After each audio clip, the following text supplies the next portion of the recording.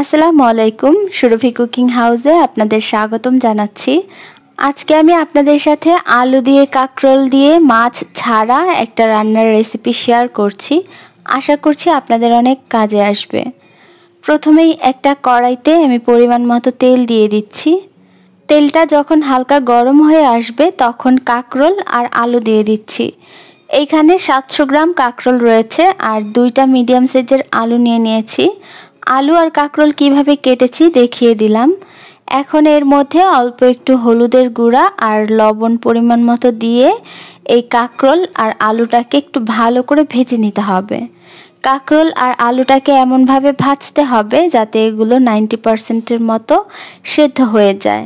হলুদ আর লবণটা ভালো করে মিশিয়ে নেওয়া হয়ে গেলে ঢাকনা দিয়ে ঢেকে তারপর কাঁকরোলগুলো ভেজে নেব। মাঝে মাঝে ঢাকনাটা খুলে একটু নেড়ে দিবেন যাতে করে নিচে পুড়ে না যায়।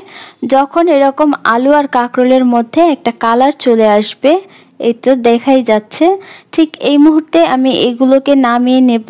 আর আলুটা চেক করে নেবেন, প্রায় 90%-এর মতো সেদ্ধ হয়ে গেছে। যেহেতু মাছ ছাড়া রান্নাটা করছি তাই অবশ্যই এইভাবে ভেজে নেবেন। যখন এই সবগুলো নামিয়ে নেওয়া হয়ে যাবে বাকি কড়াইয়ের মধ্যে আর একটু তেল দিয়ে দিচ্ছি। তেলটা একটু গরম হয়ে গেলে দিয়ে দেব 1 চা চামচ থেকে একটু কম আস্ত জিরা, দিয়ে দিচ্ছি একটা তেজপাতা, 2টা শুকনো মরিচ দিয়ে দিচ্ছি। এবার এগুলোকে একটু ফোড়ন দিয়ে নেব। যখন দেখবেন শুকনো মরিচের খুব সুন্দর একটা ফ্লেভার ছড়াচ্ছে, মানে ঘ্রাণ আসছে, তখন দিয়ে দেবেন পেঁয়াজ আর কাঁচামরিচ। এখানে 3টা মিডিয়াম সাইজের পেঁয়াজ আমি দিয়েছি আর বেশি করে কাঁচামরিচ দিয়ে দিয়েছি। পেঁয়াজ কাঁচামরিচ এগুলোকে একটু হালকা করে এইভাবে ভেজে নিয়ে দিয়ে দেব আধা চা চামচ আদা বাটা, আধা চা চামচের থেকে একটু বেশি রসুন বাটা। রসুন আর আদাটাকে এবার পেঁয়াজের সাথে একটু ব্রাউন করে ভেজে নিতে হবে। যখন রসুন আর পেঁয়াজটা এরকম ব্রাউন করে ভাজা হয়ে যাবে একটু পানি দিয়ে বাকি মশলাগুলো দিয়ে দেব। আধা চামচের একটু বেশি দিয়ে দিলাম ধনিয়া গুঁড়া, হাফ চা চামচ দিয়ে দিচ্ছি জিরার গুঁড়া, 1.5 চা চামচ দিয়ে দিচ্ছি মরিচের গুঁড়া, 1.5 চা চামচ না, এর থেকে একটু কম হবে মরিচের গুঁড়া দিয়ে দিলাম, 1 চা চামচ হলুদের গুঁড়া দিয়ে দিলাম। এইবার দিয়ে দিচ্ছি পরিমাণ মতো লবণ। এখন এই সবগুলো মশলাকে নেড়ে ভালো করে কষিয়ে নিতে হবে। মশলাগুলোকে এমনভাবে কষাতে হবে যাতে মশলা থেকে তেলটা আলাদা হয়ে যায় আর মশলাগুলো যাতে ভুনা ভুনা হয়ে যায়। তো এই যে দেখুন এই পর্যায়ে মশলা থেকে তেলটা আলাদা হয়ে গেছে। এখন 2টা মিডিয়াম সাইজের টমেটো দিয়ে দিলাম।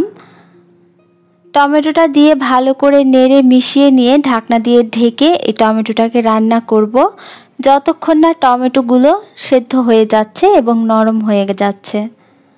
টমেটো কিন্তু সেদ্ধ হতে সময় লাগে না। এই তো ঢাকনাটা খুলে নিয়েছি। এই যে টমেটোগুলো কিন্তু সেদ্ধ হয়ে গেছে, একদম নরম হয়ে গেছে। এখন আমরা যে কাঁকরোল আর আলুগুলো ভেজে রেখেছিলাম সেগুলো দিয়ে দিচ্ছি। মশলাগুলোর সাথে কাঁকরোল আর আলু খুব ভালো করে মিশিয়ে নিয়ে ঢাকনা দিয়ে ঢেকে 2 থেকে 3 মিনিটের জন্য মশলার সাথে এগুলোকে কষিয়ে নেব। এই তো কষিয়ে নেওয়া হয়ে গেছে। এই দেখুন আলুটা একদম সেদ্ধ হয়ে গেছে, কাঁকরোলও সেদ্ধ হয়ে গেছে। সবগুলো যখন এরকম পুরোপুরি সেদ্ধ হয়ে যাবে তখন এর মধ্যে পানি দিয়ে দিতে হবে। পানিটা এমনভাবে দিতে হবে যাতে এগুলোর গায়ে গায়ে লেগে থাকে, কারণ আগে থেকেই কিন্তু সব কিছু সেদ্ধ হয়েই আছে। তো ঢাকনা দিয়ে ঢেকে এবার 3 থেকে 4 মিনিট মিডিয়াম আঁচে রান্না করছি। রান্না করা হয়ে গেছে। এই পর্যায়ে দিয়ে দিচ্ছি হাফ চা চামচ গরম মশলা, আরও দিয়ে দিচ্ছি 1 চা চামচ পরিমাণ চিনি। চিনিটা আর গরম মশলাটা দেওয়া হয়ে গেলে একটু নেড়ে নিচ্ছি। নেড়ে নিয়ে তারপর সব শেষে দিয়ে দেব কয়েক ফালি কাঁচামরিচ। কাঁচামরিচটা এই পর্যায়ে দিচ্ছি ফ্লেভারের জন্য, এতে করে অনেক সুন্দর একটা ফ্লেভার অ্যাড হবে। ঢাকনা দিয়ে ঢেকে মশলা দেওয়ার পর 2 মিনিটের জন্য আমি রেখে দেব চুলায়। তারপর 2 মিনিট পর এগুলোকে নামিয়ে নেব। এই তো মাছ ছাড়া আমাদের কাঁকরোল আলুর তরকারি একদম রেডি হয়ে গেছে।